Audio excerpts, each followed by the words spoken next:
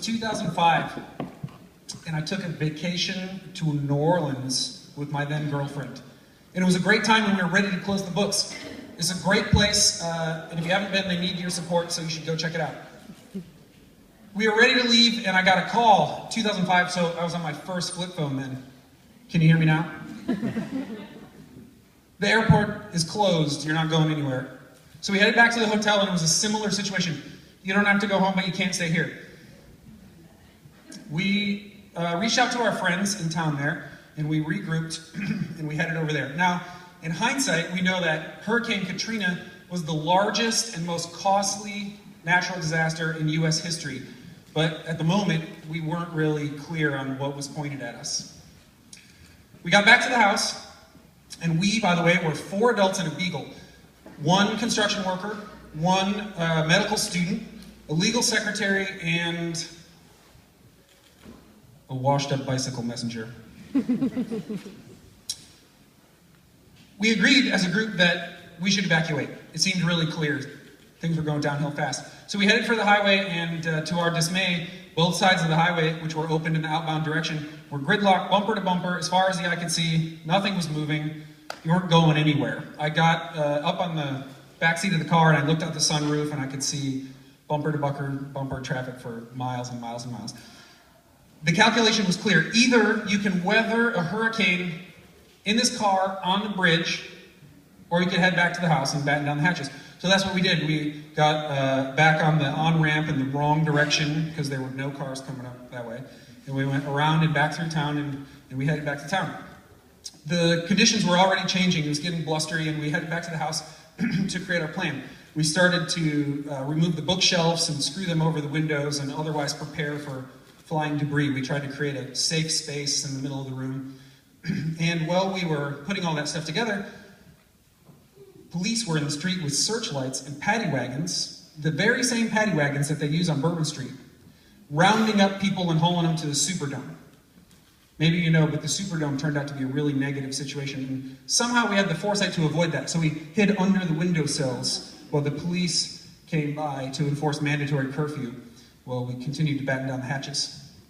It was a really stressful night. It was a long, miserable night. They don't call it a tropical storm for nothing. It was sweaty and horrible.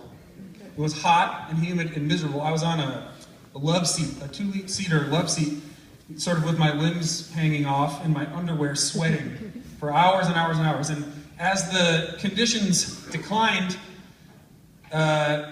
we realized that we should move our vehicle to higher ground, or else it was going to be swamped and we'd never go anywhere. And Jay had this brand new Toyota Tacoma, and he was like, I have to move the truck. And we looked outside, and the Spanish roof tiles were flying off the houses like projectile weapons, and they were standing in the lawn.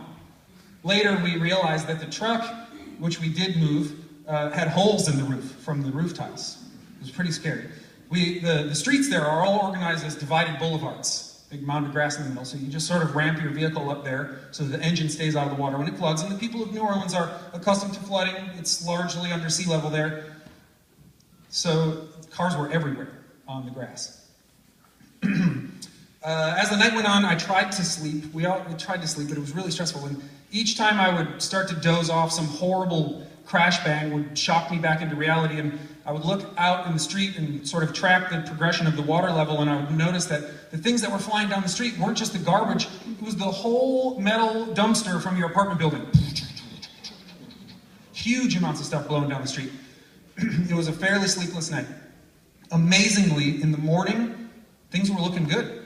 When we got up, it was sunny, and there was no water, minimal water in the street. It felt really good. We were exhausted, so we decided that it would be appropriate to recoup and drive out the next day.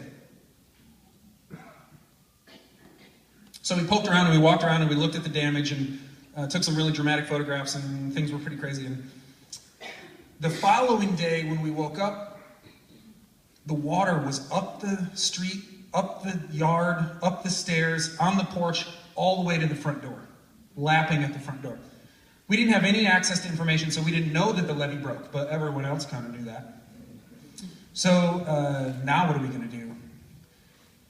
We're not going to wait around for someone to get us out of here. It's pretty clear that no one's going to get us out of here, so we have to create a plan. The first thing that we do is we start poking around, trying to figure out how we're going to get out of there.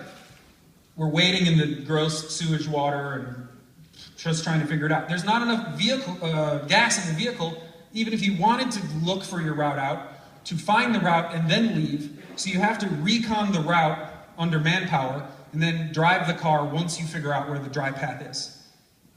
I found a canoe. It was fortuitous. I found a paddle, quite separately. We were stoked. We paddled the canoe on Audubon Avenue through Madonna's front yard. That's not an exaggeration.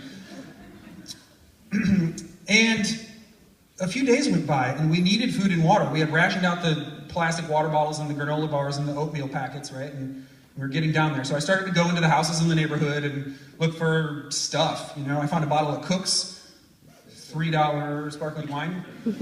Not really fun to drink warm. I found a bunch of Guinnesses, totally solid to drink warm.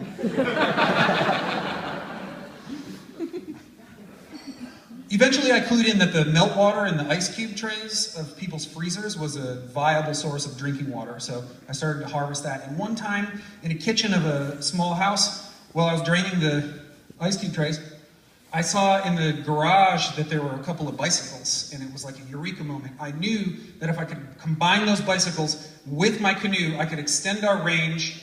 We had a hatchet and a hacksaw, and we could continue to clear tree limbs and figure out how we're going to get out of town. It would extend our range. I knew all about bikes. I knew I was in the zone. So I went outside and I surveyed the garage, and it was like storm damaged and leaning. And it was really scary. It was making noises. It was not good. And I knew that it was so dangerous to go in the garage that if I brought it to my group, they would never allow it. They wouldn't accept the idea that we could use the bikes to get out of there as a good enough reason to risk it. And so, having considered it for up to a few seconds, I went on in the garage.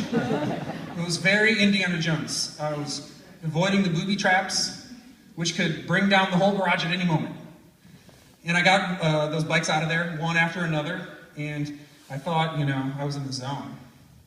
Until I got to the sidewalk with the bikes and I realized what I had, which was two stupid fucking his and her 10-speed Huffies.